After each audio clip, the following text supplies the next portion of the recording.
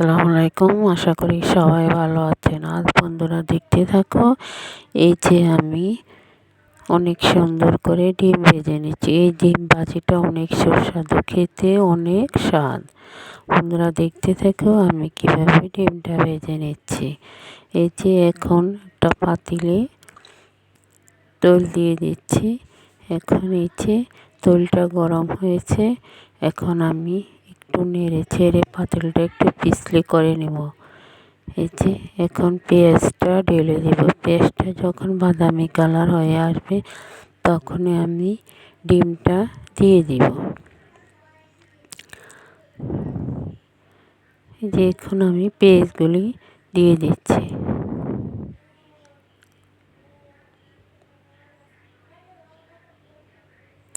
আমার ভিডিওটা আপনাদের কাছে যদি ভালো লাগে থাকে তাহলে একটা সাবস্ক্রাইব, পাশে থেকে বেল বাটনটি বাজিয়ে দেবেন। এই বলে আমি বিদায় নিচ্ছি। আল্লাহ হাফেজ।